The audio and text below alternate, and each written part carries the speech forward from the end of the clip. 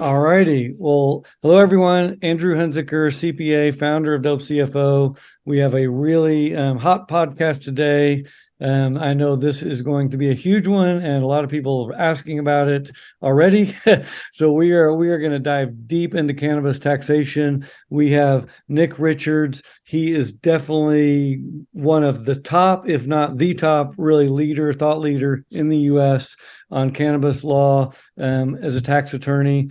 He is co-chair at Greenspoon Marder in Denver, works with tax audits, trials, M&A, managing tax debt, and advising cannabis companies. He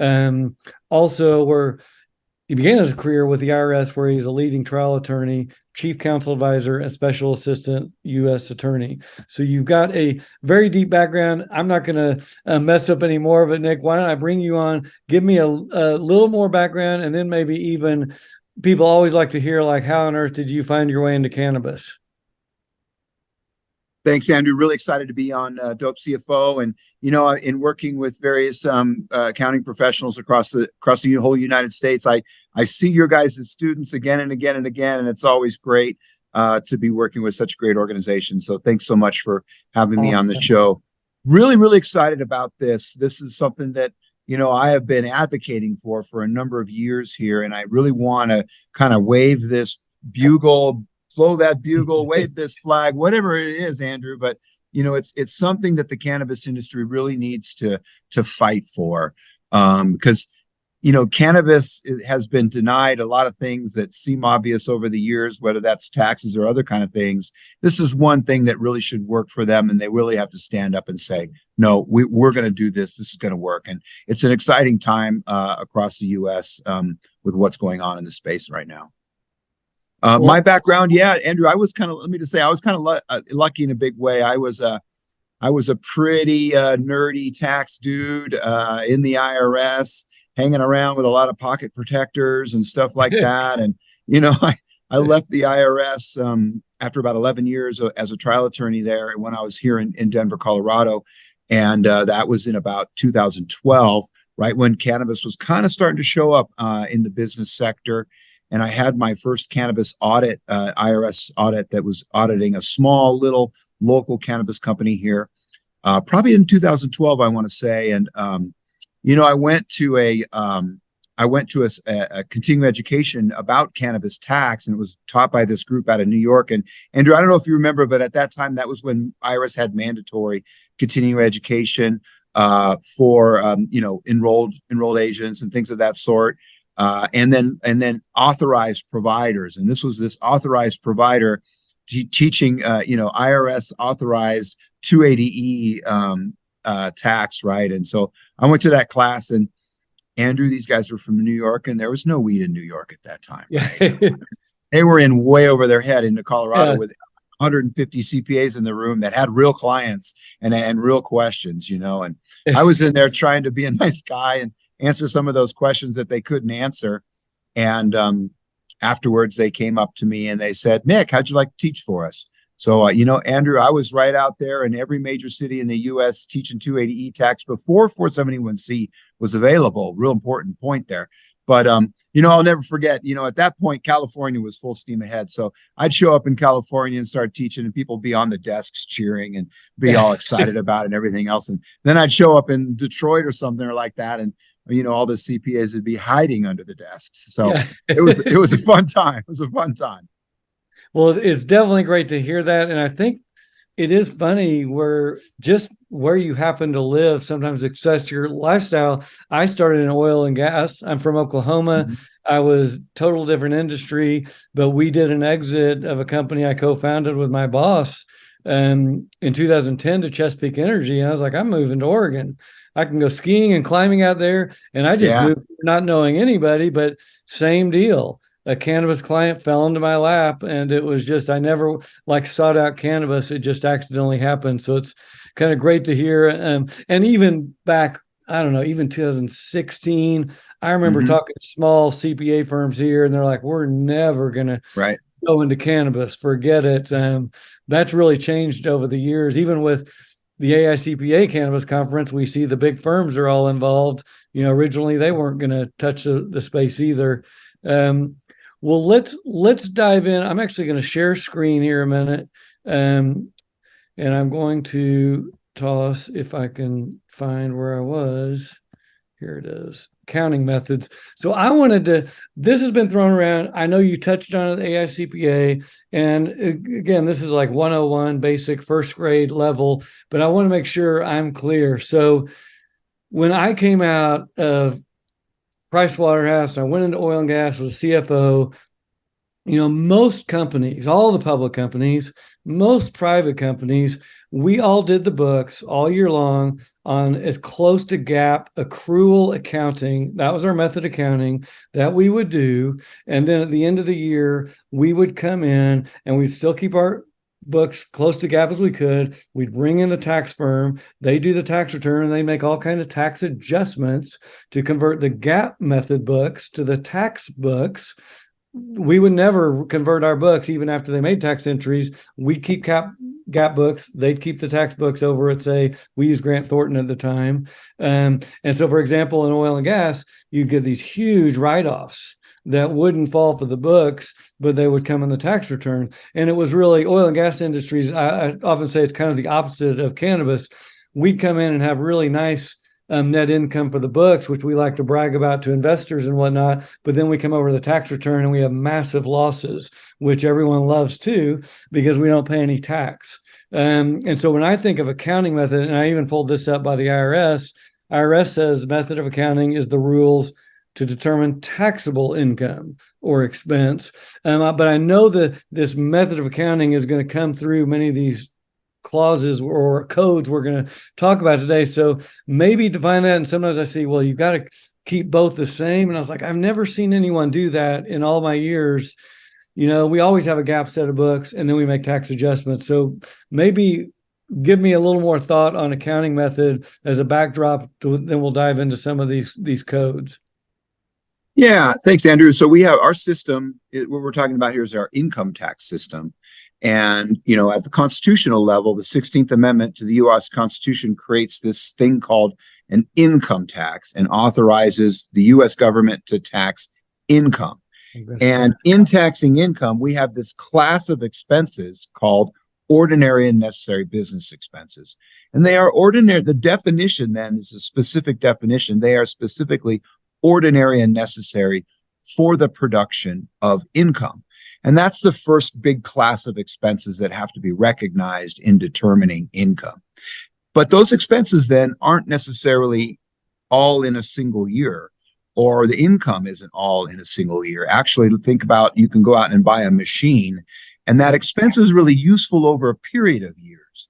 And so we have different sorts of accounting methods that will then allocate those costs according to those different types of deductions. Then we have a certain class of expenses that can be deducted in the current year immediately, the same year in which they're expensed.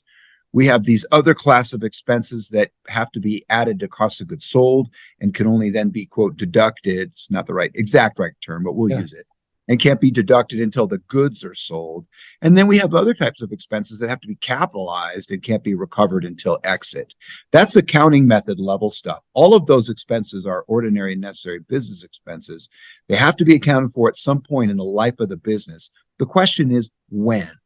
And under Andrew, we're going to start talking about 471C. Before I do that, though, 471 then is this code section that sets forth the accounting methods for companies that sell and produce goods. And so for companies that sell and produce goods, we have this special set of rules under 471 that state which types of expenses have to be included and as cost of goods sold, and the rest of them are then allowed to be deducted currently. Okay, and so a great example you brought up for me is like, okay, because Congress changes laws all the time, especially around things like depreciation. Like, oh, okay, we need to incentivize you. So you bought that tractor for $100,000, and so for good accrual accounting, we're gonna put it on the balance sheet and depreciate it over 10 years or whatever the life of it. But they decide you can expense all of it this year. 179 or whatever it is. So that would be the tax method versus the GAAP accounting method. So furthermore, is it And Andrew, that's a little bit of the 16th Amendment at work there, right? That early allowance of the full cost, right? That is not required under the 16th Amendment because it isn't because that cost extends over the gain of multiple periods. So the 16th Amendment would say, no, you have to tie that cost specifically to the gain produced over those different periods. But a concept called legislative grace would allow the US Congress to come in and say, no, we want to give you early credit for those costs. We're going to let you take it all now, right? And then oftentimes what happens is states go, we don't want to do that. We're going to decouple from that. And that ends up making differences between not only your federal and your gap, but your federal and your gap and your state too. okay? So, okay, there's a lot I want to hit there. So why don't we hit so you've hit a little bit, maybe another concept is, so I know in the basic 471 rule, because we're going to get into 471C later, it says it's got to clearly reflect income. That's important. Maybe hit another high point, difference between income and gain over the life of a business. Yeah. So this concept of income then becomes part of our tax system. And it's a reference to the 16th Amendment's authorization to tax income. They're really the same. Income and gain. Income has been defined as gain. And there's a bunch of old cases out there from when our tax system was first created that talk about that income is really, it's an everyday understanding. We know it when we see it kind of a term, and it's really the gain of the taxpayer. So that's that constitutional level requirement. And what 471 actually says, 471A that is that the IRS has the right to determine cost of goods sold so to clearly reflect income. And so it gives them the right to say, we think it should be this. And then in doing that, they are clearly reflecting income. The statute gives them that authority, right? That they have different, that level of authority comes up in other areas of the code as well. For example, if we've established an accounting method that doesn't clearly reflect income, under another code section, the IRS has the right to change your accounting method. And that right is specifically conditioned upon clearly reflecting income. And so that kind of authority is a very big grant of authority, right? That's really important. And under 471A, then the IRS utilized the authority to set forth cost of goods sold to then promulgate what we call the inventory accounting rules, right? 263 Cap A, 471-11-3, all those regulations that are known as the inventory accounting rules. Now, while we're talking about 471, another kind of high level, this is in the 471-1 talking about, because I know we had this issue with 463A. Oh, that's not allowed in cannabis because this sentence around an inventory cost does not include a cost for which deduction would be disallowed or is otherwise not recoverable. Is that an issue where we've got 280 that says you can't deduct or credit anything, and oh, by the way, if there's some new law that says you can deduct something, still doesn't work. How does that relate? Well, yeah. So those are the limitations of those particular accounting methods set forth in the code. But backing up back to this constitutional level principle, those expenses, once 280E affects them and they can't be deducted, if they can't be put into cost of goods sold, they don't disappear. They're still there. They're just suspended in a way, and they can't be utilized against current income. And that's what's going on with 280E. This is my position. It hasn't been established in the courts yet, but that's what's going on, is that these expenses are being suspended. But under the 16th Amendment, they are ordinary and necessary business expenses that must be accounted for at some time in computing the income from that business, the gain from that business. And essentially, if you can't take those costs during the life of the business because of your accounting method or the requirements of the code, then you should be able to take those costs on exit as basis, because they're suspended. And once you have a exit event, now you get to claim them against your revenue on exit. Now, by the way, we will throw in this TNT article that you wrote around the 16th Amendment, and I believe 446 as well. So maybe this is a good time to highlight that, where you can. So if we do capitalize, say, and let's just take a simple expense like rent, it's not deductible under 280 at the dispensary. Say, can we capitalize it not in the gap books but on the tax books? So when the exit is, that will affect their gain. Yeah, that's exactly what I think you should be doing out there, is capitalizing those expenses on your balance sheet. They don't have a tax effect right away. They just sit there. You need some other thing to unlock them, as long as 280E applies. But, Andrew, the really exciting thing is that that other thing could be or descheduling in the next couple of years, which a lot of people in the industry are talking about. So it's really important to get this straight now. And if we get to a point where you can then utilize that asset, that could be a giant windfall for the industry, right? But back to my original question around gap accounting. So if I just have my set of books of my dispensary and I'm trying to have them, so putting back on my gap accounting head, I want, for many reasons, one of which may be I just may be required to have gap books for my state or my lender or my investor or whatever. If you're a public company. But even if I'm a private company, we can be required by the lender or whoever to have a gap audit. Also, just having good gap books is hopefully theoretically better to run the business. It's better to raise capital, et cetera. So there are reasons for that. But if I do that, am I losing this, or can I still capitalize those costs just on the tax level? Okay, so these two different methods, one under 471A, one under 471C. Okay, you said, will I lose this? You cannot have gap financials if you're under the 471C method. That is a critical piece, right? But Andrew, one of the things that I've been saying to a lot of CPAs out there, and maybe they don't like me saying this, is gap is nothing. Gap is not the law, right? Gap is accounting method. It's not the law. 471A and C are the law. And if there is a conflict between gap and 471C, guess which one wins? 471C, right? And that is what is demonstrated in those different books, right? You have one position for gap, but there's the law allows something else in the tax world, and so you have a different position for taxes, right? That's really, really important to understand when you're looking at the 471C method, to understand that it really is the law. It's not a regulation, right? It's not a method like gap. It is the law. It is the voice of Congress, right? It is an act of legislative grace is what it is, right? And that is really, really important. It's next in line to the U.S. Constitution.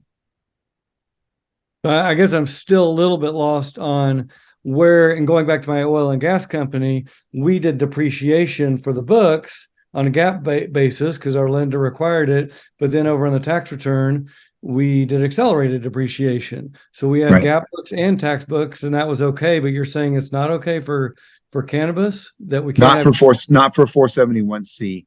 471C is not available for companies with what are known as applicable financial statements.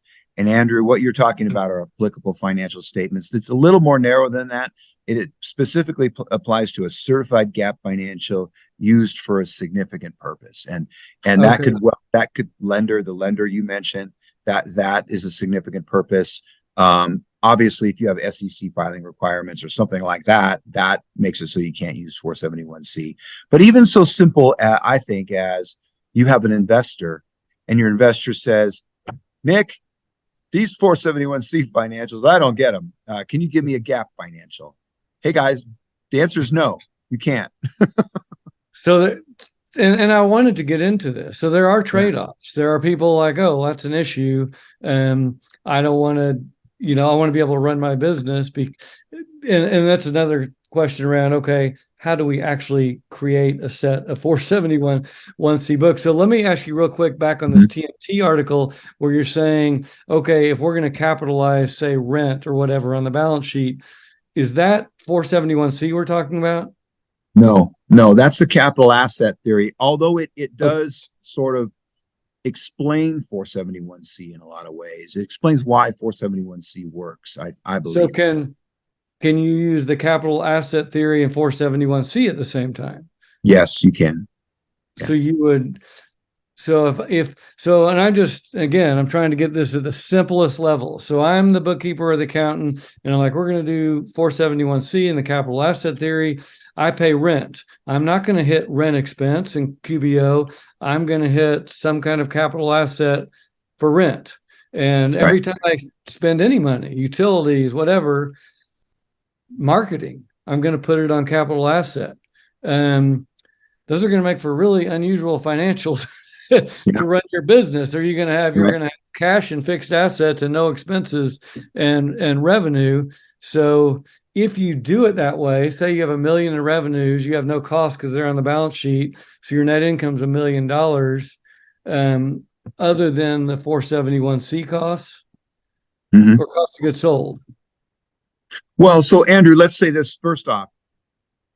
280E financials are weird too, right? They don't make sense either, right? We're already in that world. This is nothing new. As a matter of fact, it might be less weird, right?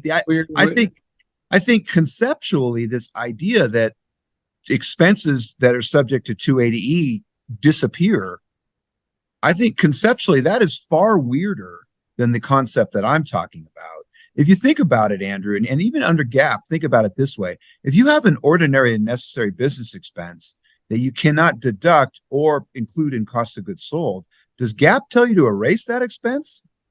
I don't think it does.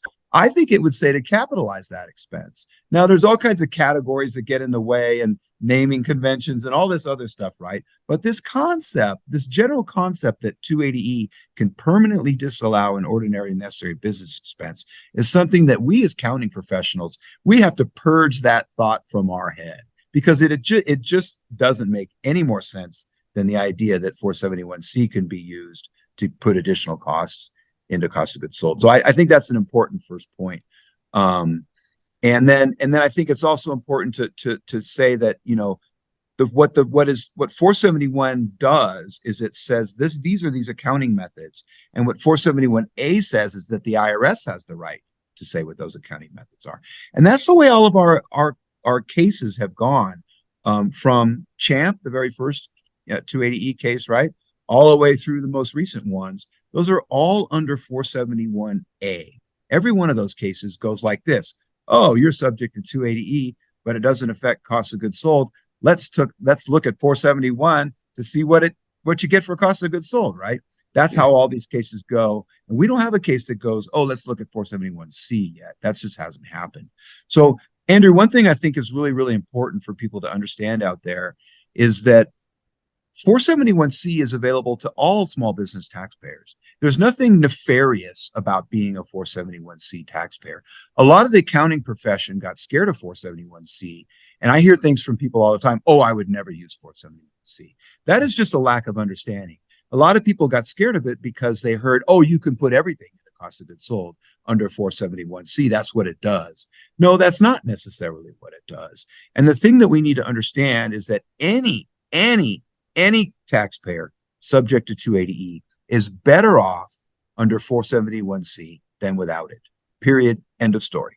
Because you get out from underneath all of that bad law that we have over the years. That all that law is under 471A. And the beauty of it is that you get out of that law, and you also get out of this other thing, the IRS having the authority to set forth the cost of goods sold, right? So it's really important. Since you said there hadn't been a court case yet, say I do 471C, I own the dispensary or whatever, do I have some risk that they're going to come in and litigate, and I'm going to be in 3 years of litigation with the IRS, and they're going to say you're wrong? Or is it safer to wait for the court cases, or do you feel secure? What are the risks to me as a business owner if I just go all in 471C and then a case comes out and says, no, we don't allow that or whatever? I mean, there's always risk, right? To get audited when you're, utilizing things that are in the gray area. And this is, but in the cannabis industry, Andrew, I like to, if somebody comes in and tries to tell me that they really just don't want to get audited, I tell them they're in the wrong industry, because the cannabis industry gets audited, right? And Andrew, every one of the 471C taxpayers that I've ever assisted in this, and it's always a CPA and myself. I don't file tax returns. I'm the lawyer. I help CPAs understand how to do this in a safe way. And the way we do it is we disclose it. We tell the IRS exactly what we're doing. And we disclose it on a special form that is in place specifically to allow taxpayers to challenge the IRS in a responsible way. And in exchange, they can't be penalized. So it's a process, Andrew, that's out there. It's part of our system to allow taxpayers to challenge the IRS and to do it responsibly. And that's what we're doing. And that brings up another point I wanted to hit. Some point I'm going to get to our questions, but so the form you mentioned, 8275, and I think either you or Bill at the AICPA called it your best friend if you are audited, and so that was a key point that everyone loved. If you file that as well, I think another, and this even goes back to first grade again, that I've heard you say and others. First off, we deal through Dope CFO and all the students with just hundreds, if not thousands, of cannabis companies across the U.S.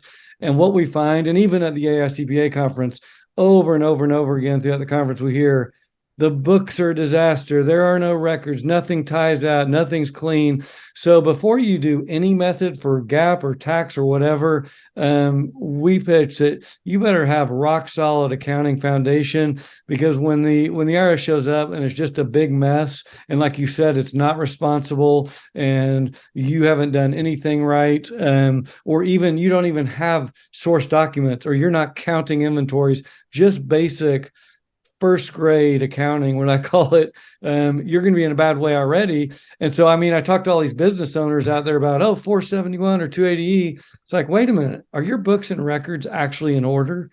That's step one, in my opinion, to get that. So important. So important, Andrew. So important. I don't know. I tell everyone that same thing. And it's even more important in 471C because it is, I call it the books and records method. The only requirement is that the tax return matches the books and records. That's the one statement in the law. And so your books and records better be good. And the one thing that the IRS keeps saying again and again, they're being weird about this. They don't really want to talk about 471C. But the one thing that they do say is that they think that the industry has a record problem. It has a books and records problem. And Andrew, I'm a former IRS trial attorney. I still know a bunch of people over there. Some of them I know that are in the 280E attorney cadre, and I call them up and I ask them questions. And I called up when 471C came out, and I asked the question, what do you guys think? And what I was told was that the gentleman said, Nick, when it first came out, I thought it eviscerated Section 280E. But I think the industry has a books and records problem. And really, Andrew, we're demonstrating this right now. And you keep wanting to go to GAAP, right? And a lot that happens. There's this sort of gravity that pulls businesses towards this GAAP. And it could be very easy that you end up in a situation where you can't have the right books and records because this GAAP is steering you in some way.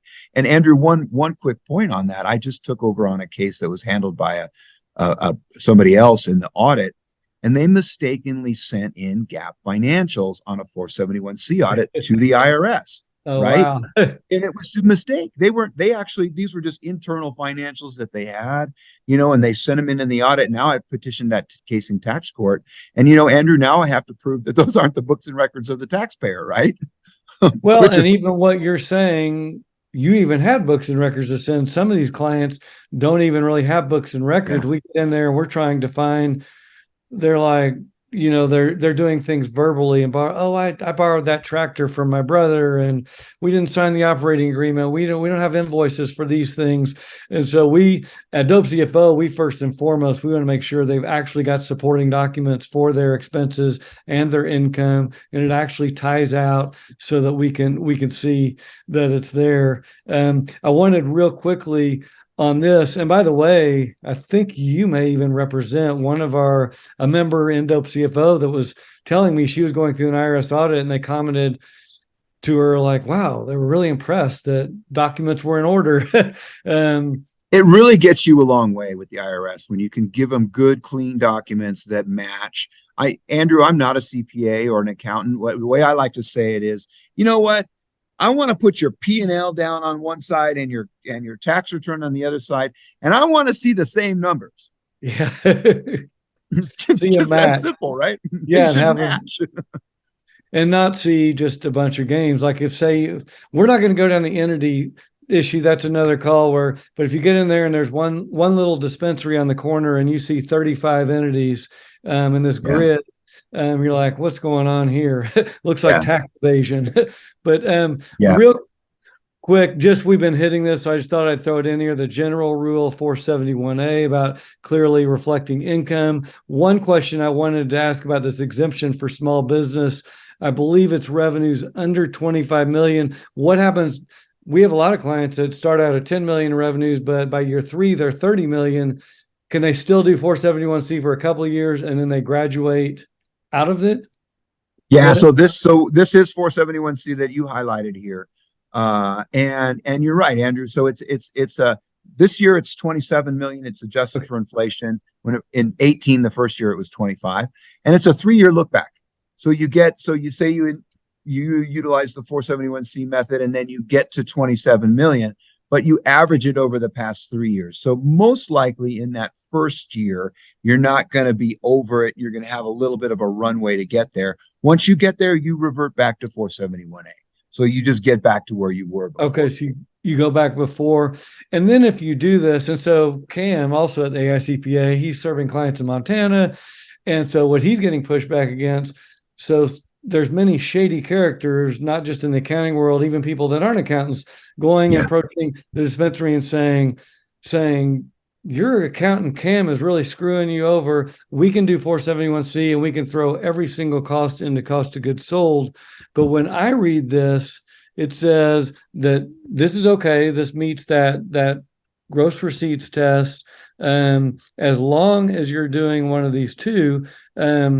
Now, this is the one thing I wanted to have a deeper dive into, because there's a debate of like, oh, how do I actually do this? Treat inventory as supplies and materials. This isn't a blank check for us to throw everything under the sun into cost of goods sold, is it? I don't know. I don't,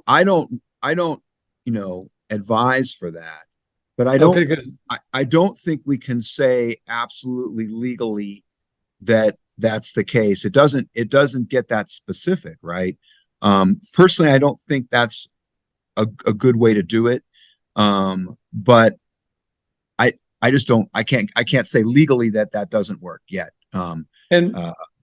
And I pulled this up under 471-1. You might explain the lettering and the number I don't quite get, but it does talk about incidental supplies and 471C, and it's saying you need to use either last LIFO or specific identification. And it also says you can use direct cost produce or the prior property acquired for resale.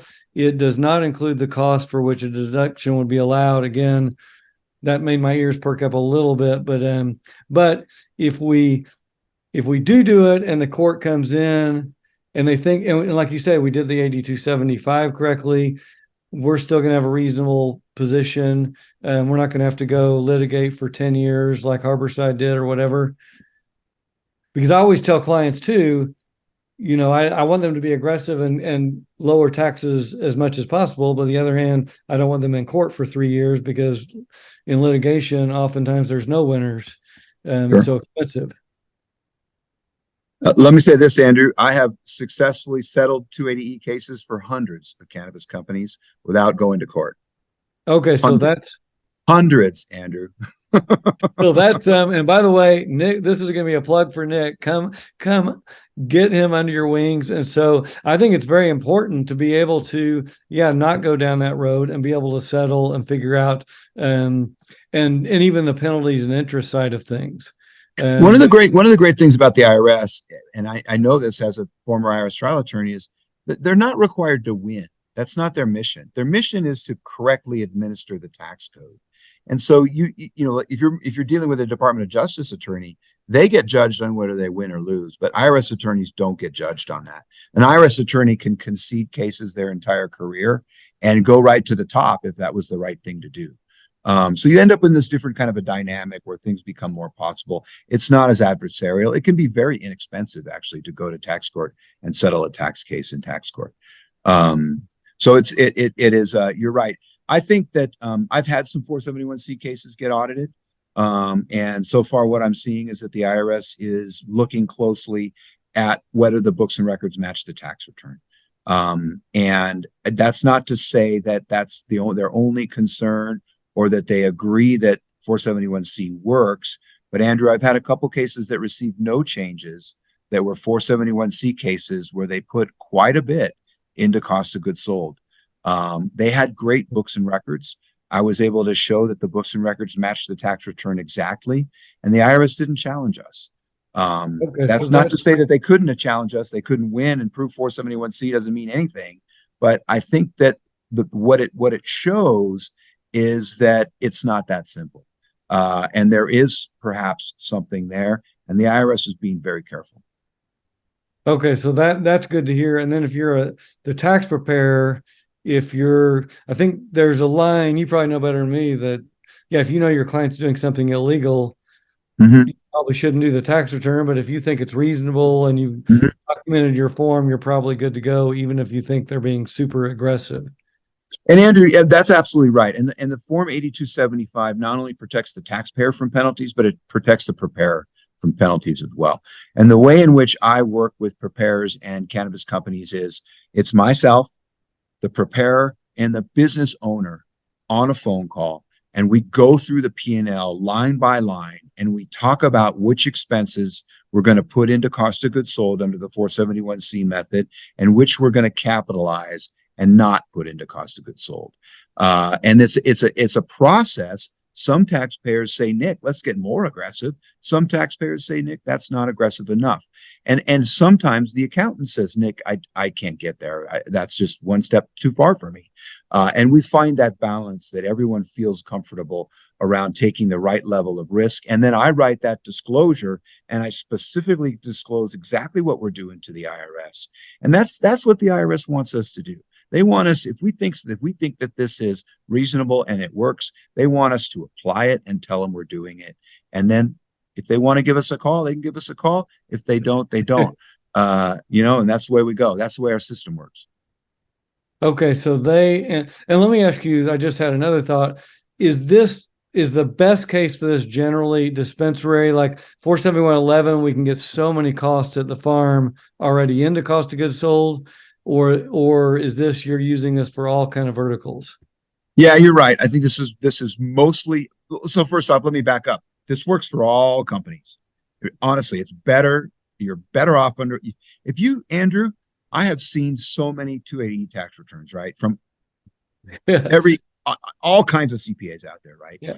And everyone is pushing a little bit beyond what's really technically allowed under 471A. And if nothing else, if all you did was elect 471C, you would be better off than you were before. Because I guarantee out there, CPAs, the things that you're doing on your tax returns are better defended under 471C than without. That's just the honest truth. Because 471C was enacted by law, right, by Congress, to say this is good for income if you use this method. And as you've already said, do it correctly. Make sure you're not blowing it on the other side as well. And you could utilize the 471A method under 471C if you wanted to. There's no specific method that is described in 471C. It just says reported according to your books and records, and it shall not fail to clearly reflect income. So you could do anything. There's no guideposts on it, right? That's why it's so remarkable. That's why when it first came out, the CPA community said, "What?" Right? Well, and it is confusing to us because. So, is there actually a box on the return that you say this is a 471C return? There is a code for the automatic change on the 3115 if you're making the change of accounting method. I think it's 251, 263. So I can't remember. Well, that was a question too. Is this a change? If you're not a new company, say you're in year 3, this is a change of accounting method. And you're changing backwards as well as forward, or just going forward? Going forward, you're changing. You can't go backwards. You have to do it on a timely filed tax return, and it applies for that year. So if you haven't filed your 2022 tax return and it's on extension, you can elect the 471C method on your timely filed 2022 return on extension. Yeah. Okay, there is just so much there. And we've hit 8275. This has been super helpful to me because it is confusing when you read these codes and it's like, oh, you can do this, and then you go there. So that's ton of helpful information. What about are there any other court cases? I know you've talked about putting other costs on the balance sheet, startup costs, or any other things we need to be aware of that are bouncing around the courts right now? Yeah, there's an interesting case called CBS Corp that kind of goes to support this. I'm calling it the 280E capital asset. And it is this first step, right? First, we have this 280E capital asset theory, and then we have 471C. What 471C perhaps will allow us to do is to take that capital asset and then utilize it into cost of goods sold, right?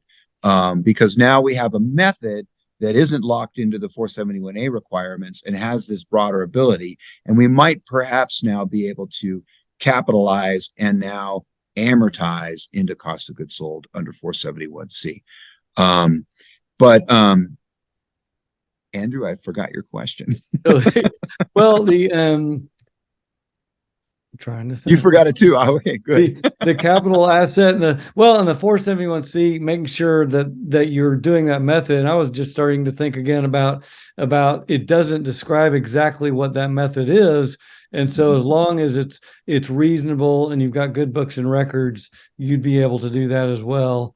We were talking about the CBS Corp case as well. Yes. Yeah. So CBS Corp is a case involving the question of basis and disallowed deductions. And in CBS, CBS was a U.S. company that went out and bought an airplane and then leased it to a foreign airliner. And at the time, there was a 30% exclusion of income from foreign sources. So we were trying to encourage foreign trade, and we gave a 30% exclusion of taxable income from foreign sources. And there was a corresponding 30% disallowance of deductions.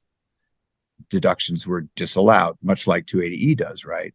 And CBS then, over the life of this business, it depreciated the airplane, but it only depreciated the 70% portion that was allowable. So for every dollar of depreciation that it would have got, it only depreciated 70 cents.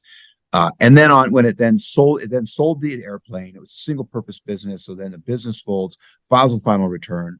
And on that final return, first they report all of the allowable depreciation as reducing their basis in the aircraft on exit. And then they realize, oops, we shouldn't have reduced it by the 30% deductions that we didn't take. So then they filed an amended return. They backed out, they put the 30% back on basis, and they asked for a refund.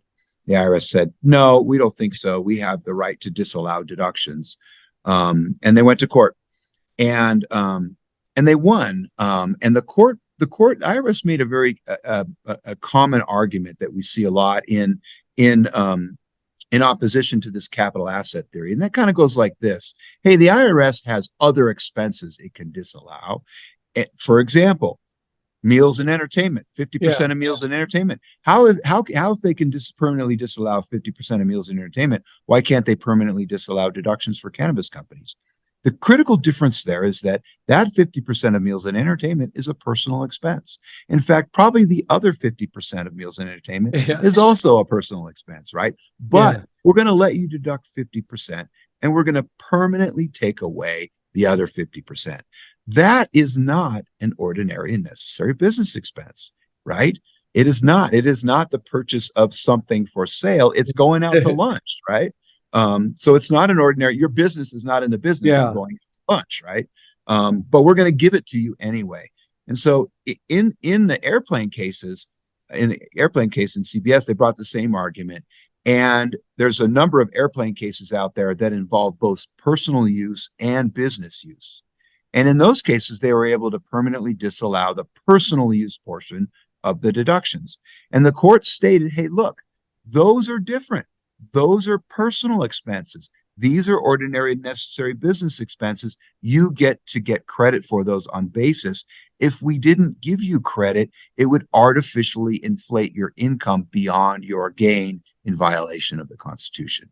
That is exactly what is going on in 280E. We are disallowing expenses that are ordinary and necessary. And under the CBS case, we should get to claim them on exit. Now, let me ask you, related to that, if say we come along and 280E goes away some way or another, rescheduling or declassification, can anyone, even if I didn't do 471C, can we go backwards to adjust for the 280 years that we paid and get refunds, or is that out forever? Andrew, I think you can. I think you can. We're playing in areas here that there's no rules on, right? No, there's no code provision out there that tells you what to do with the 280E asset, right? Yeah. But here's the experience that I'll draw upon. I represented a lot of non-280, non-cannabis taxpayers, where in cases where basis was important, and we had to go back and establish their basis in some business for some reason that they took a loss and they need basis to take a loss or something like that, right? And it really has nothing to do with what you put on the tax return or what you put on the balance sheet or what you said in prior years. It has nothing to do with that. It only has to do with what you can prove when it becomes relevant, right? So capitalizing that asset in during the year has no tax effect. And there's nothing that is really triggered there. Later on, when it does have a tax effect, at that point, you can now go back and prove your basis. And whether you reported it at the time or not has nothing to do with what you get. If you can prove more, you get more. If you can't prove what you claimed, you don't get what you claim. And so I think based upon that experience, I think the answer is yes. We can go back and we can grab all of our prior 280E expenses and we can capitalize those expenses on our balance sheet. That's the capital asset method. And then every year that we have additional 280E expenses, we add them to that capital asset. And then the next question is, under your accounting method, is there now a way in which you can now utilize that asset? The answer could be no. But under 471C, the answer could be yes. Could be yes. So, so in case we haven't thoroughly confused everybody, this has been highly enlightening. It is complex, but like you say, 471C might really provide benefit. And then just on the 280E side, is there a chance at some point they're going to come in and say the entire code is unconstitutional? Right. I've heard that argument before, but I'm sure that won't be for quite a while. There is some, Andrew, there's been some movement around the requirements for an agency to put out regulations, right? And for a long time, the courts pretty much gave an agency, they just looked the other way and just said, go ahead, put it out. And that's a case called Chevron and a number of cases out there that the court doesn't seem to be following it. And so there is a thought that a lot of the regulations that we have out there may be unconstitutional under this new way that the court is looking at the regulatory powers.